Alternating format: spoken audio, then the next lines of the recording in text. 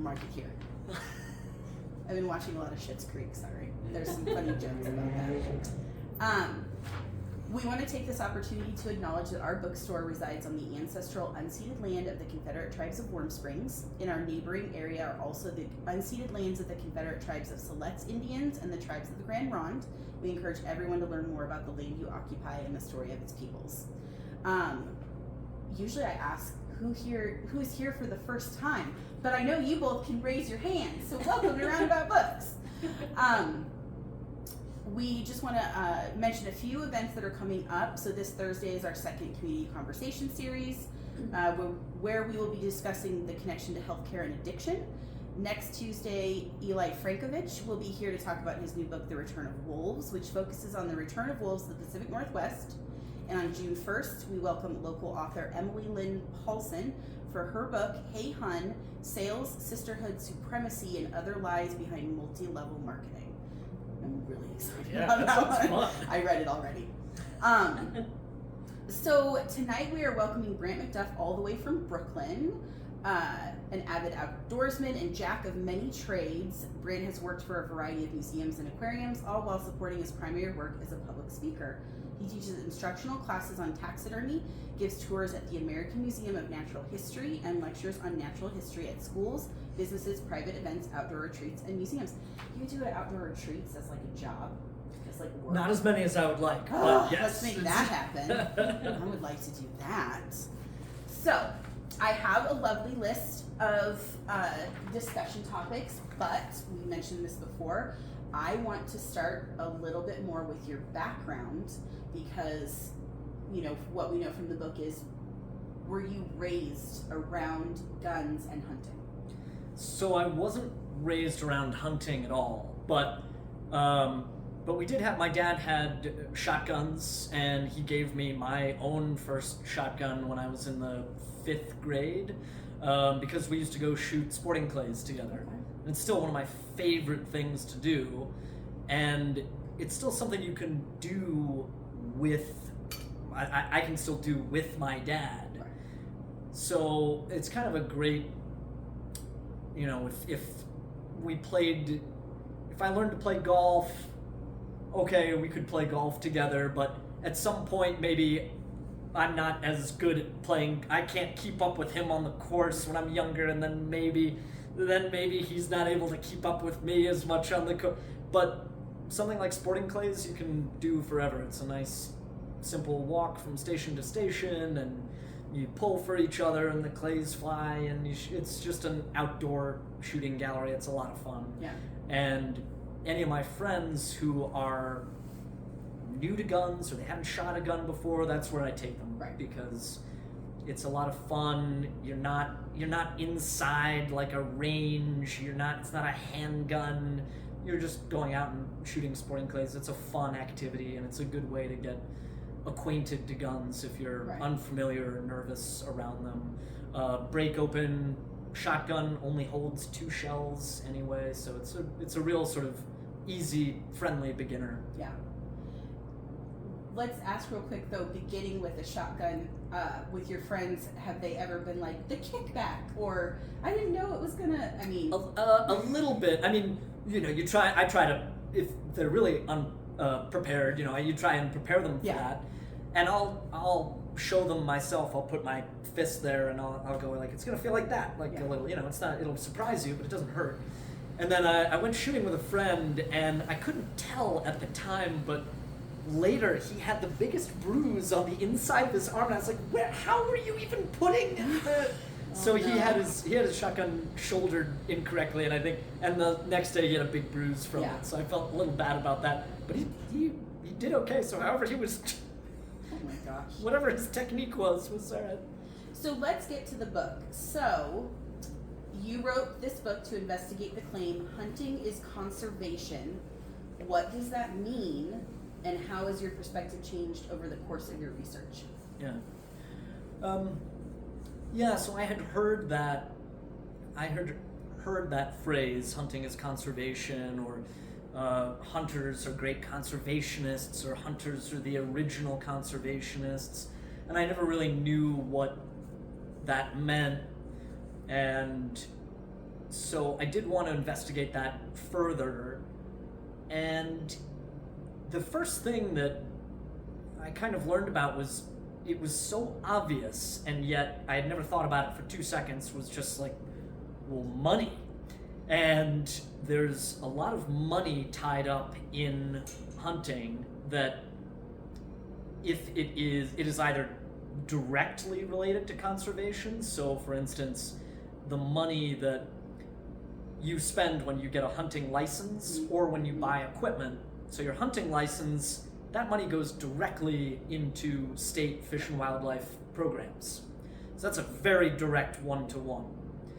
But there's also the excise taxes on equipment. So you go and you buy equipment, and you don't see that number, but an 11% tax is hidden into the cost of the equipment, and that goes directly to U.S. Fish and Wildlife. Oh.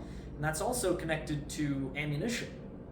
So even when I'm not hunting, and I go shoot sporting clays with my friends, and I buy a box of shotgun shells, 11% of that cost goes to, if I'm shooting in New York, it goes to New York State Fish and Wildlife, or it'll be distributed to it goes to the U.S., and then they will choose where the money is needed most for what programming.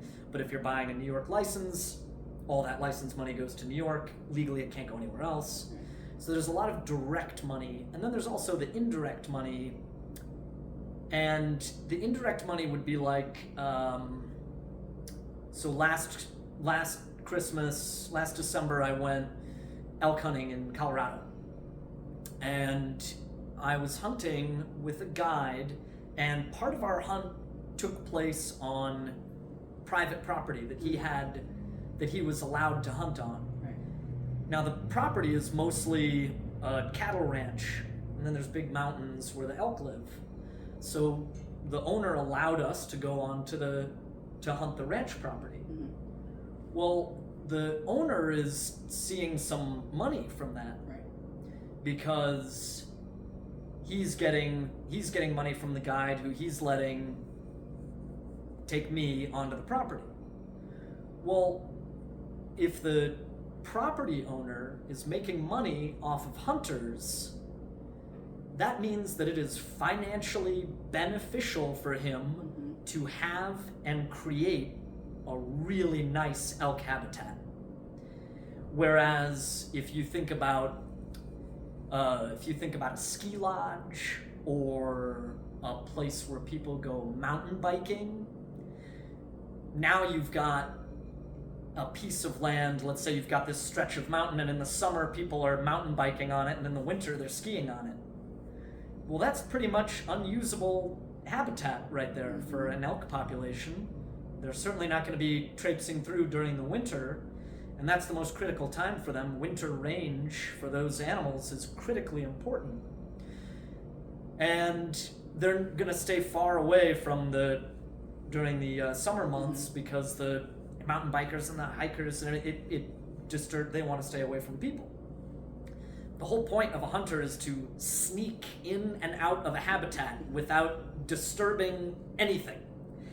And so I went on that elk hunt. I didn't shoot an elk, but I still paid to be there. And for that landowner, that makes the elk a valuable asset. So he wants to keep those elk around. And so it's more valuable, if it becomes more valuable to him to sell the trees to a lumber company, or sell mining rights, or drilling rights, or whatever, it seems odd, because we think, okay, well, you're making money off of someone to go kill an animal. That's very consumptive. Right. But the truth is, the regulations on what animals can be taken are so strict, it doesn't disturb the population at all. Whereas these other activities or industries, might say skiing or mountain biking is non-consumptive, but I would call it way more consumptive, because you're disturbing that entire piece of habitat for those animals. Whereas the hunter, maybe the hunter kills an elk, but the habitat is left untouched, and the habitat becomes valuable. Yeah. That was a long answer, and I will try to shorten them up. It actually already answers the second one. I want to get to one of these ones that I think, is also the title of your book, that contradiction, Shotgun Conservationist. Yeah.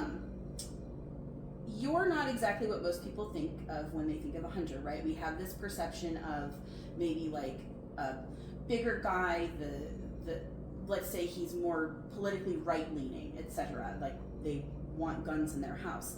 But lives in a rural area, not Brooklyn, New York. Yeah. They want to stay away from the scary leftist cities. Anyway, Oregon is a fun place to live right now. But how do you think the perceived identity of a hunter has changed, or has it? Do we still, a lot of us still have that? If someone were to walk up to me and say, I'm a hunter, I'm going to go, ew, you have guns. Right. What do we need to know about people who are hunting now that makes it a good thing? Yeah. So, I think there is. It has always. It's never been one type of person. It's just maybe that's the majority, and therefore that's what we think of. Yeah. So, the people you're thinking about, like a, big country, good old boy with a big truck. Always wear camo. That's. Those guys are out there for sure, but I live in Brooklyn. My friends are urban hunters, people of all different color and background, and so I think we all just kind of find ourselves in our own bubble wherever we are, whatever we're doing. So my group of hunting friends does look very different from whatever sort of stereotypical character someone might have in their head when they hear hunter. Yeah. But the fastest growing group of hunters for the last 10 years or something has been women. So women continue to grow within the hunting community, and I think the second fastest growing are people of Hispanic backgrounds, Latinx people. I think that's the second fastest growing group of hunters. Again, my view is skewed the other way because I live in Brooklyn, and so when I go if I'm volunteering with hunters of color or backcountry hunters and anglers, and we're doing a deer camp for beginners, we've got people from all the Bronx and people who would not fit that stereotype at all, and they're eager to come out to the country. They're eager to be in the woods, learn how to shoot a bow, learn how to shoot a crossbow, learn how to call wildlife, learn how to read nature's signs. During the pandemic, there was a huge uptick in hunting license sales because people wanted to get back outside. Maybe they had hunted when they were younger and just life gets in the way. It's a very time-consuming activity. Mm-hmm. It'll cost you time, money, or both, but it's going to cost you either it's going to cost you a medium amount of both or a lot of one or the other. So you can be a hunter on the cheap. Yeah. It's going to cost you a lot of time. Yeah. Or you can pay a little bit more money and it'll cost you less time. But there were people who wanted to get back outside and be self-sufficient, feel comfortable in the outdoors, learn how to read nature, and hunting does all that for you in a way that truly connects you through the purpose of the activity. Every time I go hunting, I enjoy myself outside, regardless of what I come home with. I've been turkey hunting for 6 seasons. I've never shot a turkey. I still enjoy turkey hunting. But it's an activity for me. It's a way for me to have a sort of laser focus in the woods. In the book, I talk about I don't like hiking. I've never enjoyed hiking. I'm like a Labrador that really needs a job, or else I'm gonna shred the couch. So if you take me on a hike, I'm like, well, what do I do? Yeah, it's pretty, but like, what do you want me to do? Yeah. So going out there and having that focus, it really does imbue some different, a different feeling about nature that I hadn't had before. And I'd had a lot of outdoor related jobs, and I was a whitewater guide and stuff like that, and I love all that. But I've never felt more connected to the outdoors than when I'm hunting. Yeah. Did you notice when you were working on some of these during the pandemic that people were also doing it maybe for fear of something else like this happening? Do you see people? You mean like people preparing for the zombie apocalypse? Is I that what you're saying? That's what you're saying. read my mind. I know, you're preppers. You're talking about preppers. Not necessarily preppers, because I call myself a baby prepper. It's more about learning those skills should they need to come up, right? Like I'm gonna relearn how to sew, and because I did it a lot with my grandma when I was a kid. I know how to knit and crochet. Yes. Somebody else might be bringing me the meat, but I'm gonna like make you really warm socks.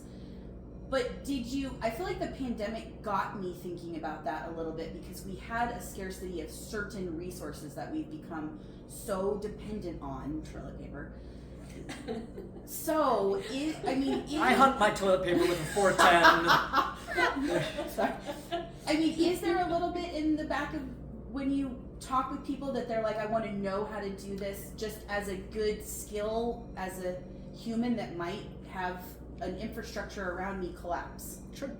Yeah, I mean, I am thinking of one person I know who specifically wanted to learn how to hunt specifically for that reason, just to gather those types of skills.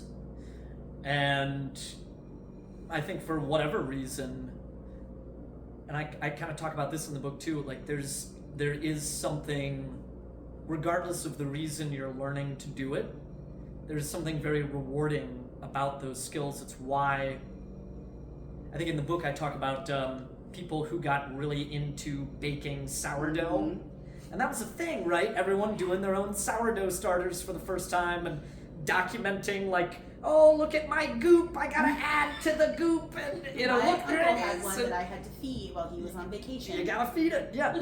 So, and it's like, well, why do that when you can just go to the store and buy it? And it's like, well, okay, so you can be prepared, should that be the case, that you need to make your own sourdough, but there's also it's just more rewarding. Like, aren't people more excited about serving someone a salad when they get to say, I grew those tomatoes. Those carrots are from my garden. There's a pride and an accomplishment and that joy of sharing something that's different. Like, I bought you these mittens. I made you these mittens. There's that time, and that happens with hunting too. I've never gone over to someone's house and have them go into their freezer and be like, here, take this Trader Joe's ground beef. That would be crazy, right? But many a time I've gone over to friends' houses who hunt, and they will go into their deep freeze and they'll be like, this is moose. This is the moose I shot. And that it's the same thing. It is this incredible gift of time and energy, this labor, this like emotional, physical labor that you're giving to someone else. And in the hunting world, we call that venison diplomacy, when it's not your own friend. It's just like a normal thing between friends if you're hunters.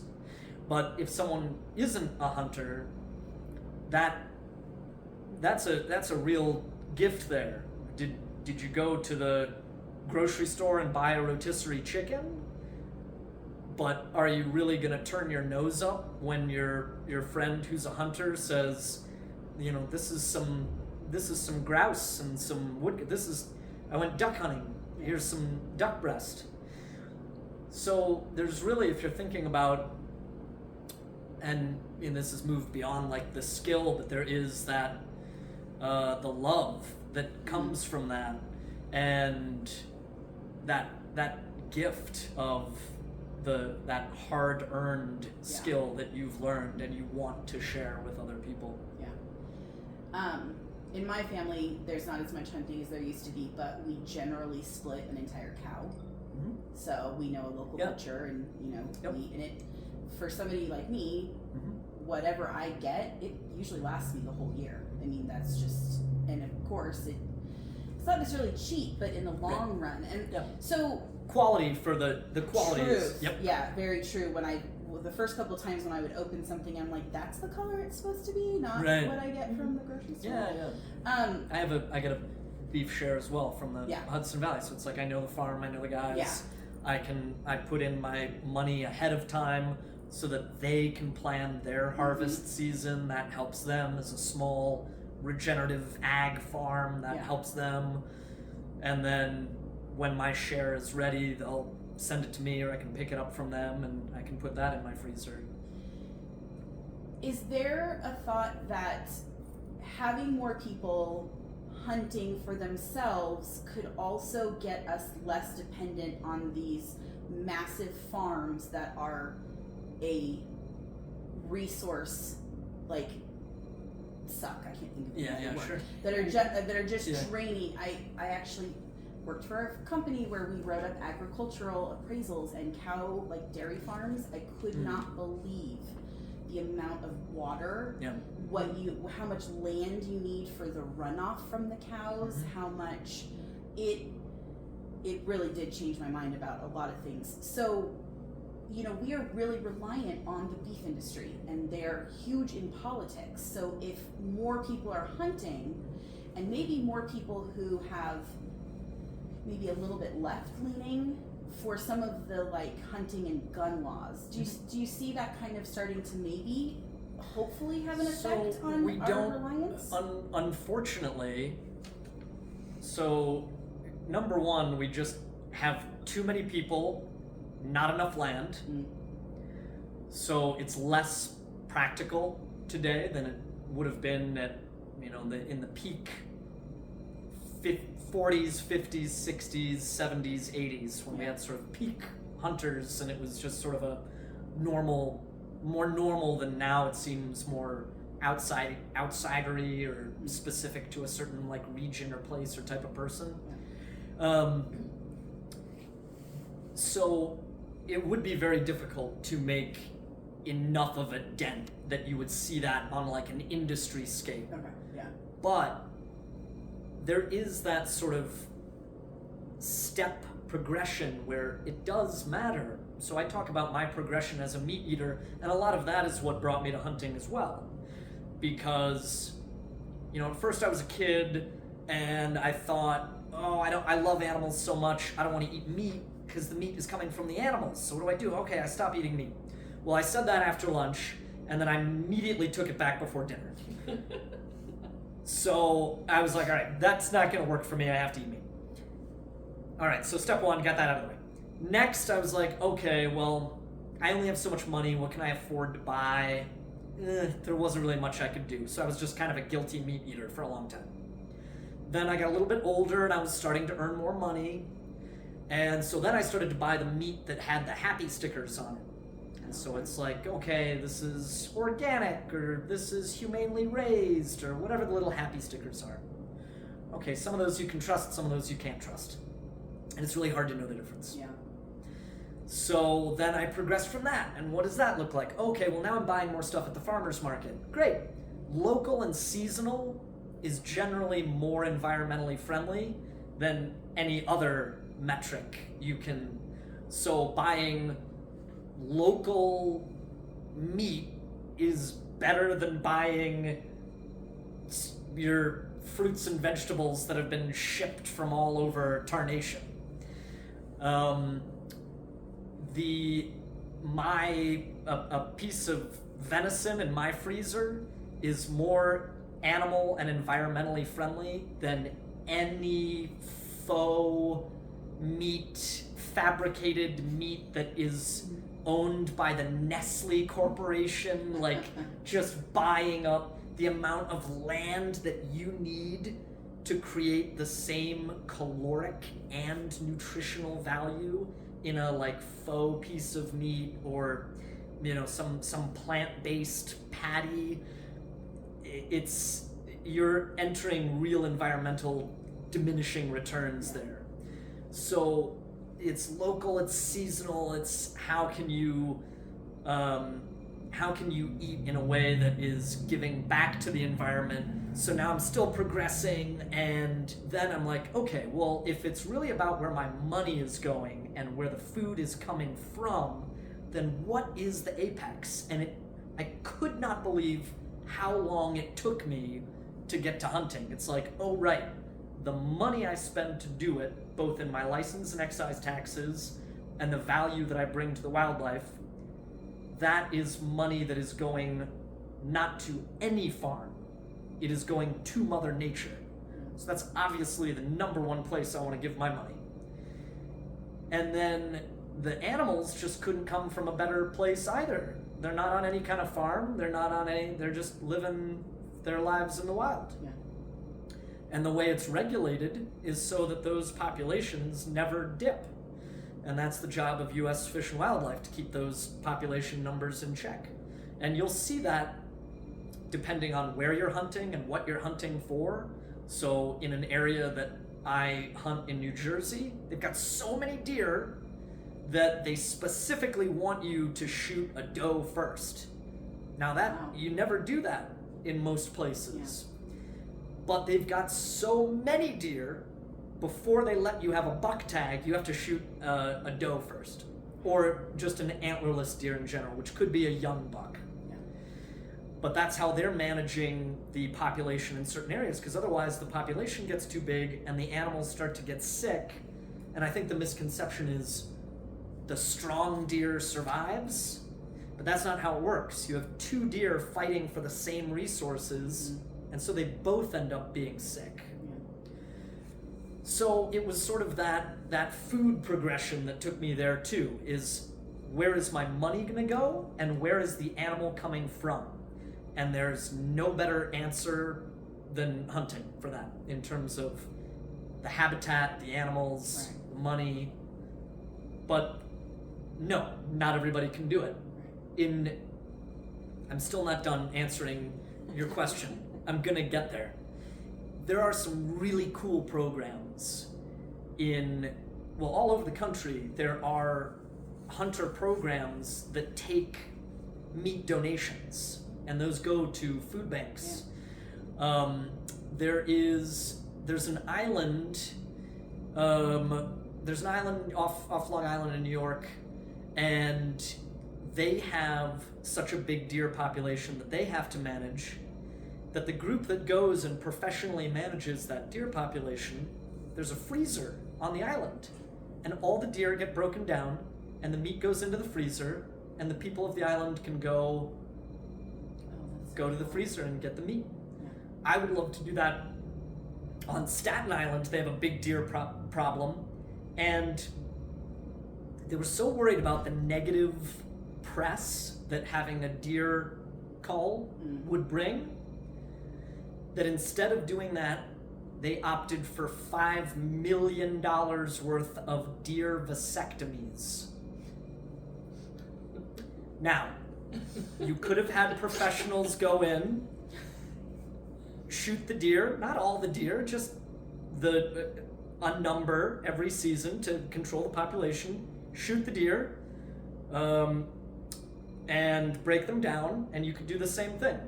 All that deer meat, all that venison, that could have gone to like Staten Island public schools or something. They could have had fresh, local venison. But now we give deer vasectomies instead. It is, in some places, it really is this incredible, local, unlimited, sustainable food source that we are ignoring. Or basically, in that sense, you're throwing it away, because all those deer are going to do is die.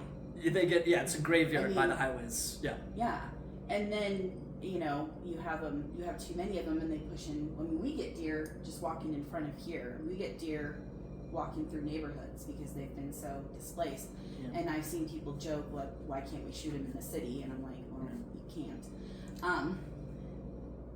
Some places, if you're using, they have regulations for more populated areas. Right. You know, this would be a little too populated, but I mean, I've been hunting in basically the suburbs. Yeah. And you just have, it's usually archery only, because your bow, Yeah.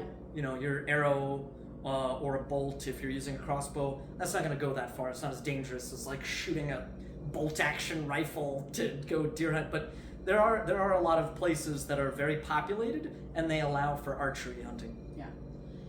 So I kind of want you to define a little bit more, I guess, hunting.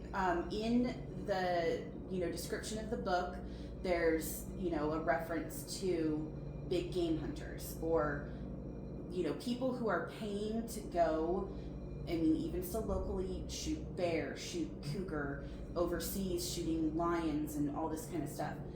That's not conservation. That's in my opinion. So I want from you, what is, I guess, maybe the biggest difference, but kind of also the ethics behind shooting something and not utilizing it. So I think this is one of the biggest misconceptions in the world of hunting, as it relates to both within the hunting community and people outside of it. And this is kind of why I wanted to write the book, as it's a sneaky wildlife economics 101. So I use my personal story, and I take people through all these different aspects of hunting, and I talk about stuff that's even tangentially related to hunting. Like, I talk about outdoor cats, and I talk about outdoor goods companies, and I talk about wool versus synthetic materials, and how are you picturing the stuff that you do in relation to, is it good or bad for the environment, and what are you basing that on? But anywhere, no matter what, this is the issue that is probably the most misunderstood. So when you think of here's me going out into the nearby woods to shoot a white-tailed deer and put it in my freezer, and I'm eating this local wild game, and it all sounds very aspirational and idyllic and everything. And then you think about, now I'm gonna go fly to Africa, and I'm gonna go hunt Cape buffalo, or I'm gonna go hunt, I'll go get a cougar tag or whatever. Predators, it's usually like Africa, like international hunting, and then predators. Those are kind of the two big issues. So let's take international hunting first, and Africa. The system in southern Africa, it's not built the same way that America's hunting system is. There's no place in the world that has the regulations that America does. It's one of the things America did so right. There is no place in the world truly that has the system of public lands and our shared ownership of the land and water and animals, and how they are legally have to be regulated for us, the people. You can't destroy them because they belong to all of us. That's like in our laws. It's really cool. Other countries don't have that.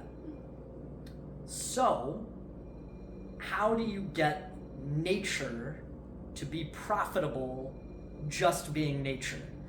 And even that sounds really ugly, because can't just like nature be there, man, and we all just like leave it alone? And it's like, and that sounds great, but like, come on, that's not gonna happen. If nature can make more money by cutting down the trees and using the trees for something, now we can use the land, we can build new houses, we can put up a mine, we can drill for oil, there's always something more profitable. We put the Walmart there than just a bunch of nature just sitting there doing nothing, making no money. So how do you get nature to make money?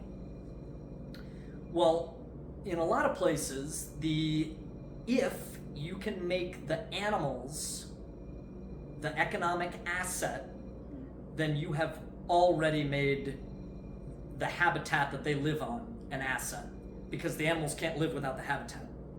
So in southern Africa, you have communities of people all over the place, and people are expanding rapidly. And what is valuable to them? They have to be safe, they have to feed their families. How do they feed their families? Okay, well, they gotta grow crops, I guess, so they can eat something. They gotta raise livestock so they can have their livestock. Well, all of these things, anywhere in the world, that's tough on the local wildlife, because now we've instantly turned the wildlife into their adversary, because the herbivores are going to compete for grasses that they want their livestock to eat, and other herbivores are going to destroy their crops. And then predators are a threat to their livestock, or a threat to them. And so when we get to sit over here in the US and like think about like the beauty and majesty of like the Lion King Africa, we forget about the people, because we like to picture this sort of humanless Eden of just vast plains of the wildlife and everything. But the wildlife, obviously through no fault of their own, they are more valuable away, because they're annoying to local communities, or they are valuable to the black market, in either, whatever, lion bones or ivory, or any pangolin scales, whatever. So now you have a scenario where poachers there's no conflict between farmers, everyday people, and poachers. Oh, the poachers are killing those animals? Well, fine, what do I care? They were destroying my crops, they were eating my livestock, so there's no conflict there. The poachers are doing them a favor. A lot of times, people within those communities become the poachers, because it's a way to source bushmeat to either sell or to eat themselves, or to shoot something and be able to sell it on the black market. So now there's no conflict between local communities and poachers. Sometimes they are one and the same. When you have some rich guy from Europe or Russia or America go over to Africa to go hunting, now you have just brought in a huge amount of money to a very rural community that really doesn't have a lot of economic opportunity at all. So now you've got these big game hunters, they're coming out there, they're not allowed to bring home the meat. So what happens? You go over there, you shoot a Cape buffalo. The Cape buffalo are managed just like we manage species over here, because if I'm a professional hunter, a PH, that's what they call them in Africa, a guide. So if I'm a hunting guide in Africa, I'm only going to make money if more hunters come to hunt, and that's only going to happen if I keep having Cape buffalo to hunt. Right. So it's in everyone's best interest to manage the herd for the biggest, oldest buffalo, so that they can get big and old and pass on their genes, and you wait until they get big and old and the next group gets big and old. So now you're managing species. You shoot a Cape buffalo. If you're going to take home a shoulder mount to put on your wall, okay, you're going to have buffalo steaks for the next few nights. What happens to the rest of that buffalo meat? They're huge. All of that meat goes to the local community. This way they're not having to eat or sell their own livestock. They don't need to go out and hunt for bush meat, because they're getting meat brought to them. It's not like there are grocery stores sitting around. And the more that these hunters come in, and you have like a little safari camp, and the hunters come in and they stay at the camp, now you're creating even more economic opportunity because, well, now someone has to take care of the camp, someone has to run it, you're going to need skinners, you're going to need trackers, you're going to need people to work the camp. So you've got money coming in and you've got food coming in for local communities. And this is all with very, very little infrastructure. You just need the camp, and that's kind of it. When hunters come out to Africa, that's what they want to see, is those big, wide open plains filled with animals. And that only happens if we keep the animals valuable. The minute that those animals don't have a value, they're gone, because something else will be more valuable. So it's not written into any laws, but the economic system, it's generally referred to as, if it pays, it stays, which, I mean, that's like anything. If you want to bring it back to money, as ugly as it may be, if the animals have a value, they will stay, and that means the habitat that they live on will stay. And that means every other animal that shares their habitat gets to keep their habitat as well. But you must give the animals a value or they're gone. They're gone. And you can see that in areas where, so like Kenya doesn't have big game hunting anymore. You're not allowed to hunt in Kenya. Since they enacted that rule, their wildlife populations have been dropping and dropping and dropping. And you can see that in every country in southern Africa that you can look at, every single one of them. If they allow big game hunting, their wildlife populations are rising. If they don't, they are dropping. There are more giraffe and growing numbers of giraffe in countries where you are allowed to hunt giraffes. Why? Because the giraffe have a value. And if they're valuable to the local community and those hunters are bringing in money, that also makes money for anti-poaching. And why is anyone going to bother with anti-poaching if no one cares if the animals are poached? If the animals have a value, then the poachers are now stealing. And so we're going to stop them from stealing.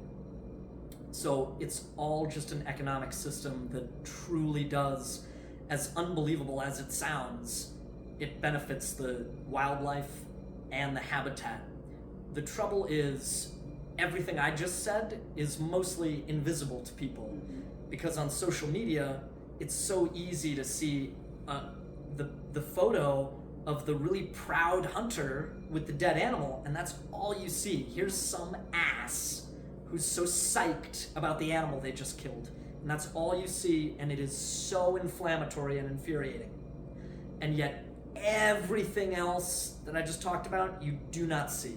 You don't see the money that comes into the local communities. You don't see where all that meat goes. You don't see how that economic opportunity in rural areas that really don't have other economic options. You don't see how any of that comes into a photograph. You see the guy with the dead animal. Yeah, and it feels so, and we don't know, obviously, that animal's being utilized, right? Like, we see the picture and it almost feels a little, I don't know, like somebody with a big loud sports car. What's the point? Sure. Right? Like, Yeah. why did you do that? Is it just your ego Right. is getting a boost? Yeah, and maybe it is. Right. But the system, it still works. Yeah, but that's just it. The perception, especially in the U.S., of what's going on, over there, of how could you do that to the animals, or how could you not utilize it, and yet we're some of the worst at utilizing Sure. the good natural resources. So Julie, I just said it's 7:20. So Oh, okay. Yeah. It is kind of the, there's also this, and people don't think about it this way, I don't think, but there is still that sort of lingering air of, it's sort of it's like a colonialism and an exoticness that's been flipped on its head. Yeah. So we sit here in the US and we look at a zebra or a wildebeest like, how exotic, how could you Right. kill that exotic? And Yeah. it's like, these are the white-tailed deer of Africa, Right. you know? Like, it's not different for them, it's just a different place. Right. It's just their wildlife versus our wildlife. And then that idea, so like right now in New York, there were some people trying to, and in London, in the UK, they're trying to pass these bills that are called trophy import bans. So that's if you go hunting in Africa for particular species, you're not allowed to bring anything back. And they think if they stop that, if you're not allowed to bring something back, maybe you won't go at all. So they're basically trying to stop big game trophy hunting in Africa with these bans. But they don't know any of the economics behind it, and what's worse is they don't see it as what the people in Africa are calling a new wave of colonialism, where it's like, hey, please, the US and the UK, please stop telling us what we are allowed to do. We're managing our own wildlife. Yeah. So butt out. And it's a crazy like turn of events and all that. But that, it is crazy because we look at that as like so exotic and different, and the other thing is, people say like, oh, well, this animal is endangered, elephants are endangered. It's like, yeah, elephants are not having a great time. There's no animal having a good time on Earth right now, okay? They're all in a pretty bad spot. But, no, endangered or not, individual animals do not live forever. Right. So if you have a system where there's a guy who's trying to get rhino farms, and basically it's not like a farm like you've got a bunch of sheep on a farm, but he has these rhinos, and because rhinos, their horns regenerate, they're just keratin, they just grow. Right. So what he's hoping to do is, okay, if he can trank his rhinos every now and then, shave off a horn, make a stockpile of horn, then instead of poachers coming over and killing rhinos, if he could sell those horns, then it would be really no different than like having sheep and you share its wool, and then it makes more, so it's like, okay, well, if the black market for rhino horn is such a problem for rhinos, then why don't we just create a system where it can be done in a regulated, legal manner? That way it's not an underground black market that leads to the killing of a rhino, when if you really want rhino horn, you don't have to kill a rhino to get it. But poachers do not tranquilize rhinos. Right. So he's hoping if he can do that, if he can legally sell them, and then he can have his old rhino bulls, the ones that have gotten really big and really old, and they have already bred, and now they're starting to get old and ornery and angsty, and they're fighting with the younger guys. Well, now he can have a big game hunter come and hunt one of those rhinos, and he'll pay a lot of money to do it. And now where's that money going? Okay, well, that money has to go to fund his anti-poaching units and to keep the rest of the rhinos. So then you could look at a guy with a dead rhino and freak out, but again, without knowing all of that other stuff about like, okay, well, how do we pay for the anti-poaching? And it's been a problem because there are places where the rhino populations are growing doing this, but then making it more difficult for big game hunters to come and hunt a regulated amount of old rhino. If that gets too difficult to do because, people are getting angry, like Facebook death threats, and people stop doing it, well then the hunters aren't gonna go, and what does that mean? That means the money isn't there, and if the money isn't there, you cannot afford the amount of anti-poaching units necessary to keep those animals protected. Poachers come in the next day and they're gone. Who knew wildlife economics could be so fun and depressing? I'm really glad you brought up that whole thing about colonialism, because I always feel, way out here, that's still an issue. And But it's funny that it works that way, right? This is their tourist economy, and so just like places have ecotourism, hunting is ecotourism because you are putting money into a sustainable habitat and wildlife activity. It is consumptive. If you're lucky, you'll shoot something, but that system can only continue if there continue to be animals out there, and the animals only continue if there is enough habitat for them to live in. It's a deep well to put your bucket into, Yeah. especially, and that's what makes this book so interesting for me. I mean, just looking at it, it's like, yes, and then all of a sudden you start talking about that, it's like, I don't know, you know. So it's, yeah, a lot there. Yeah. And can I ask a question? Yes, please. Thank you. So in terms of, and again, this is a colonialist question, but in terms of original peoples wherever, you know, here, there, is there a sense that, you know, the input in hunting is that a different mindset, do you think? Or, I mean, between who? well, like Native Americans, I think, have been hunting forever, or fishing or whatever, and then much was taken away. And I always feel like with white folk that, you know, hunting is a right, and is it? You know, in some ways, that's all. You know, I'm not well versed in this at all. I just think it's such an interesting. It's fascinating. I find topic. it totally fascinating. There are so lots of reservations have their own hunting regulations and rules, but reservations are also allowed to sell hunting rights on their land, and they'll do that occasionally because, again, it brings in money, and it's a because it doesn't disturb habitat. It's still regulated. So there are a lot of a couple years ago there was I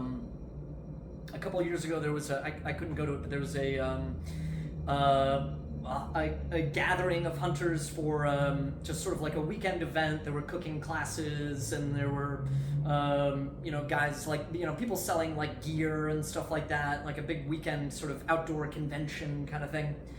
And someone had shot a bison, and this, I can't remember what group it was, what tribal group came and brought the bison, and they broke down this whole bison for people to watch and learn from. And there's a huge like connectivity between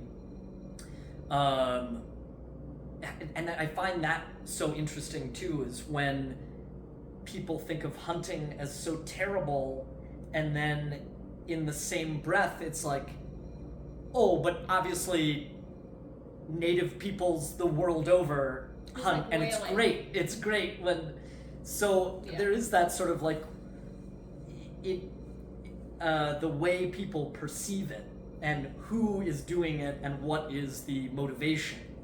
And motivation is such an interesting... What's your motivation? What's your motivation? It's such an interesting topic, because in some ways it's like, does the motivation matter? Sometimes when stuff ends up on social media and you see some like jackass doing something disrespectful in an image or something like that, then that leaves a bad taste in people's mouth. But if you've got some rich guy who goes to Africa and hunts a lion or whatever his motivation was, does it matter? Not really. It's still paid into that system that we desperately need to keep going, because I certainly don't have the money or the inclination to go hunt a lion in Africa. But if someone's doing that and making that a model of sustainability and growth, and putting value on lions that make them valuable to keep in communities, rather than to be thought of as a danger and a threat to livestock, anything that puts that value back on the animals is ultimately beneficial. The difference is it regulated or not? Yeah. Unregulated hunting is poaching. If hunting is going to be sustainable, it must be regulated. And anyone doing hunting for a living wants it to be sustainable because they want it to keep going into perpetuity. I think we judge people's motivation on the hunting too of if you're not hunting to utilize it, right? You Right. say That's- right, And right, what- like yeah, Native what is Americans, yeah. maybe it's romanticizing it a little bit, but use all parts of the animal or all, Right. that kind of a thing, and don't over hunt, only hunt what they need. But we see from the both colonial and current, I feel like whiteness is Anybody I'm- with a lot of money. well, no, but I do this at the grocery store too, and it started to really bother me is that, I buy stuff and then a couple days later I realize it's gone bad in my fridge. So I'm not Right. utilizing, like if you were to go out, so me as a single person, if I were to go, again, be able to hunt a deer, that would last me quite some time. But if I were to go out and be like, or whatever, the group I'm with, we get 5 tags, that might be excessive, right? But somebody else is, like, I'm putting my judgment of their motivation on them. And there's always, instead don't of- forget, yeah. there's always, it's highly regulated. Just Sure. because you have a hunting license doesn't mean you can kill as many Right. deer as you want. Right. There's very, very strict seasons and bag limits, and it's all done with the purpose of keeping wildlife populations stable or growing. Yeah. That's it. There is any dip in population. If we see turkey populations drop in New York because we've had extreme flooding, then the tag is going to drop from 2 turkey to 1 turkey. And then if the next year we see them bounce back, okay, then maybe we get that extra tag back. But they are adjusted annually to be as up to date with the populations of species as possible. Is it really hot out? Then they're going to say, do not fish. It's too hot for the fish. Hunt, fish these hours, fish here, fish that. There's there's a place in Seattle that have is it in Washington? There's a place that has, because of dams, there's a huge amount of pike minnow. Now, pike minnow aren't invasive, they're native. But without the dams, the way the fish move through the water, the baby salmon and the pike minnow, they are able to coexist and they're fine. Because of the dams, there's an increasing amount of pike minnow in areas where you had baby salmon, and the pike minnow were eating the baby salmon, and the salmon numbers were dropping. And so Washington Fish and Wildlife was like, all right, we're gonna put a bounty on a certain amount of pike minnow. We don't want to kill off all the pike minnow, but we need to bring their population down. So they've got all kinds of crazy bounty. If you catch 5, you catch like 10 pike minnow, you get like $100, and you get and they've got all these different bounties and stuff. And so they've got all different kinds of crazy ways of regulating populations that are either underpopulated or overpopulated, keeping them in line where they're supposed to be. And then when we think about utilization, I think we often forget about other, it kind of goes back to predators, but also if we think about fur bearers. So fur bearers would be like muskrat or beaver or love beavers. Yeah, beaver. Yep, and so like muskrat or nutria are a huge problem. They're everywhere. They're invasive. If you can make the trapping of nutria popular, you've just outsourced that work that Fish and Wildlife really needs to do, but they're too understaffed and it's too big a project for them to do. But not many people trap these days. There aren't that many trappers. Yeah. It's a lot of work. It's a lot of gear. It's a lot of effort. But if people got more into like trapping nutria and making their own like nutria fur gauntlet mittens and nutria fur caps and stuff like that. Well, then you still have this utilization. No, it's not as picturesque as like a beautiful deer and filling the freezer and all that.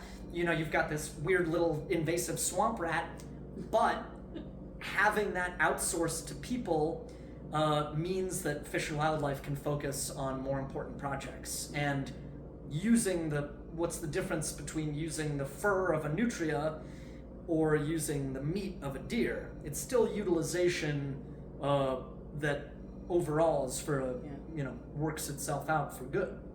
And it turns it more into ecology instead of Yeah. it's tapping more people to be ecologists Yes. without maybe calling them that, because again people like words will be like, well, I'm not that, I don't want to, Right. but let's like save the planet, please. Right. It's not an easy task, and I don't want anyone to think that like they have to be perfect. It is impossible. If you are a human living on planet Earth, it is impossible to live on Earth without screwing up the planet a little bit. Everything we do screws up the planet a little bit. Unless you are living in the middle of the forest, you've made your home out of fallen trees, and you're just like eating like a rabbit that you catch of it. Like there's just nothing you can do. You're toast. So I don't want people to be like, it's hopeless, there's nothing I can do. But there are, the same way you're like, well, I'll buy this light bulb instead of that light bulb, or like the little changes and it's a bummer that it's always put on the consumer, The corporations are allowed to use how much ever plastic, and then they tell us to recycle, So there's always it's always like, whatever, leave it to the consumer. That's the biggest problem, it's nearly impossible to buy sustainability. Right. But there are things you can do, and it's just that perception that always changes how people perceive things. Like when I was working at the outdoor shops, I would always try to get people to buy wool. And I would have people say like, oh, I don't want to buy anything that's animal derived. And I was like, so you're going to buy this plastic tech shirt instead? Like, you said that to their face? Yes! Did you? Oh, those little microfibers going down. Yeah, exactly. And it's like, this is... So I started to carry... There's a photo in the book. I started to carry a little piece of paper that had 2 photos on it. And one was of a petrochemical refinery, and one was of some fluffy white sheep eating grass on a hill. And I had the 2 shirts, and I'd be like, yeah, one of these shirts is better for the environment. And it's the one made from wool, from the animal. First of all, you only need to give the sheep a haircut. But I think there is that sort of like, oh, this isn't made from an animal, therefore it's better for the animal. It's like, no, that came out of an oil refinery. Yeah. Right. I mean, it's taking away the sheep's purpose a little bit, right? Like, what? Yeah, I mean, they get... Well, humans engineered sheep to a point where their wool grows indefinitely, so they do have to be sheared. Yeah. Well, I will tell you this, as this conversation has gone on, it has definitely piqued my interest to call my dad and say, can I go hunting with you sometime? Because I haven't been since I was a kid, and I have been definitely thinking more about the groceries that I buy and the groceries I throw away, and just where... I think it's a really good aspect where of it, things in a are way, coming when from. you actually see something die. Right. Or, it's totally He's different gonna than, make me dress like you it, said, Trader Joe's. and I won't hit anybody. Wait a minute, where are the eyes? Where's but the yeah, liver? Where's the guts? Yeah, you have more, you're invested in it, and that type of investment breeds caring. You can't, it's so easy to go into the grocery store and buy some disembodied piece of meat. You don't see it as part of an animal. But when I looked down for the first time and I saw that deer, it's gorgeous, it's beautiful, and I was the one who killed it, and I had that responsibility on me, and then having the meat, harvesting that meat from the animal, that was a responsibility I had never felt, and it's real easy to go into a grocery store and buy whatever meat and not ever think about it and then think hunters are the monsters. But, you know, taking responsibility for the meat you're eating, that was something I wanted to do if I was going to keep evolving as a meat-eating person, as a person who wanted to live as environmentally and animal-friendly a lifestyle as I could possibly It's do. still an acknowledgement of where it comes from. This is great. This has been so great. Thank you so much for being